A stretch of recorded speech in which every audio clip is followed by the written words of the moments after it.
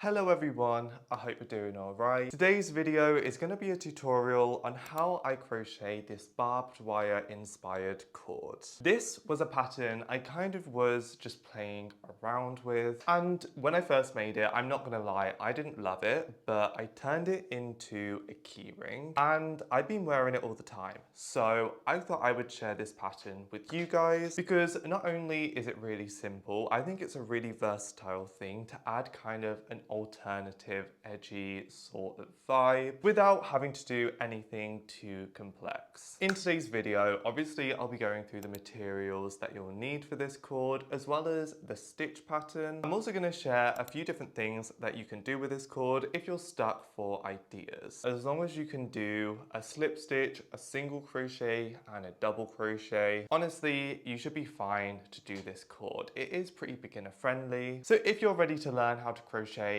this cute cord, then keep on watching. For the materials that we're going to be using, obviously you can go ahead and use whatever you want. I would recommend that you pick a cotton yarn. I would even suggest to pick a slightly lighter weight of cotton. But for today's video, I'm going to be using a double knit yarn. This cotton is from Knit Pro and I believe it's called Simply Cotton. And I'm going to be using a 3.5mm hook, which is around what the yarn suggests to use. I would suggest that you either stick with what your yarn suggests or even downsize your hook by like 0.5mm. Then obviously we're going to need scissors and needles for ends. This cord doesn't really eat up a lot of yarn, so this is actually a really nice way to get rid of little bits of scrap cotton that you wouldn't necessarily have a use for. Now we have all of our materials ready, let's get into the tutorial. To start off this cord, we're going to do a slip knot and we are going to start by chaining 6. That is what we are working with. Now you can work into these back loops, but what I'm going to do is turn around and work into the back bump. This is 100% personal preference though. So our first row, what we're going to do is skip the final chain that we've done and work a slip stitch into the second to last chain of the 6. So this should be our 5th chain. And as I say, we are just going to slip stitch. This slip stitch is going to kind of create that spike. What we're going to do now is in the next stitch, I'm going to do a single crochet. And then into the next stitch, I'm going to be working a double crochet.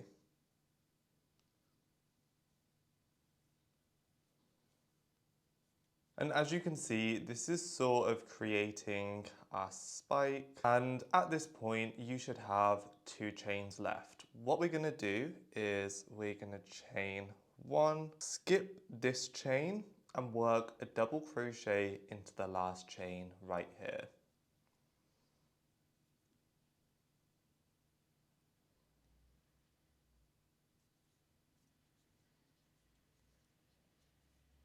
Like so. This has created that kind of first spike. From now on, we're just going to be doing a 1-row repeat. And this is good because it allows you to customize how long you want your cord to be without having to do any sort of gauge swatch. So let's get into this 1-row repeat. You are going to start by chaining 3. And you are going to turn your work. As we've done before, I'm going to skip this final chain that I've done of 3 and work a slip stitch into the next available chain. For this 1-row repeat, I am actually going to work into the back loop. I think this yields the best result, but as I say, this is kind of just personal preference. And as we've done before, we're going to start off with a slip stitch. You should have 1 chain left, and we're going to be working in a single crochet again into that back loop. So right here. So now we have created that spike. What we're going to do is we're going to be working a double crochet into this stitch.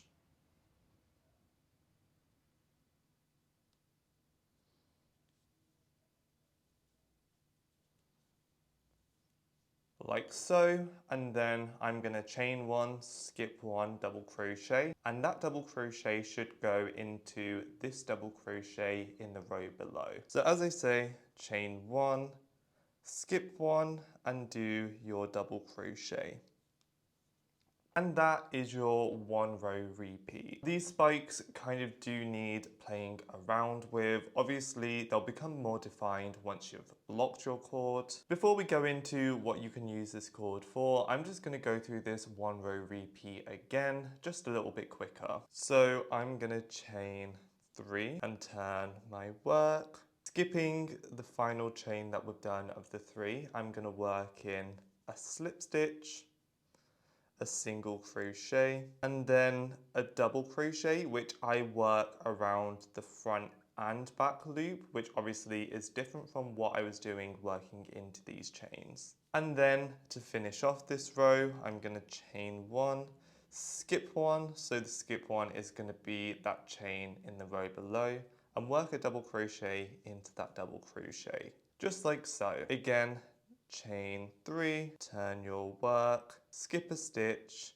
then we are going to do a slip stitch, a single crochet, double crochet into the double crochet in the row below, then chain 1, skip 1, double crochet. And it's as simple as that. You are just going to be repeating this 1 row repeat up until you get the length of cord that you're after. Then you just finish your project off as usual. This cord can be used for so many different things, and I'm just going to go through a few different things. Now, I love this as either a bag charm or as a key ring. You could either just have this cord by itself, and I would attach this onto a key ring, and I like to use a carabiner as well, just because I like the way that that looks. So obviously you have that as an option, but you could also double this up and knot it together around the key ring, just to make the key ring a little bit more extra. Because this is a cord, you could also tie this into a bow if that's your aesthetic, which I think it would be really cute to mix kind of like the feminine kind of soft aesthetic of a bow with this more kind of edgy alternative cord. I don't have the right hair for it, but I also do think that this would work as kind of like either a hair tie or a bandana. No, not a bandana, as like a headband. Now, obviously this is a cord, so it's not gonna have as much durability and functionality as maybe something a little bit thicker, but I do think it would look really cute. And then finally, you could also use this as an applique. What you could do is sew down the edges of your cord onto a piece of clothing or an accessory, and I think that'd be a really cute way to kind of upgrade whatever you've made. Honestly, the options are endless as to what you can use this for. If you guys try anything or have a great idea, please leave them in the comments below. But yeah, that's gonna be it from me. I hope you enjoyed today's tutorial. If you did, make sure to like, comment and subscribe. Go ahead and check out my patterns, which should be out on my website by now. Obviously, I'm kind of doing this bit by bit, so if there's a pattern that you're after that's not on my website, I would go ahead and check out my Etsy and Ravelry. Other than that, go ahead and check out my TikTok, Instagram and Pinterest, all left in the description below. Other than that, if you make this cord, please make sure to tag me so I can see what you've made, and maybe I'll get inspiration as to how I can next use this cord in my crochet pieces. Right, you guys, I hope you have a good day, and I will see you in the next video.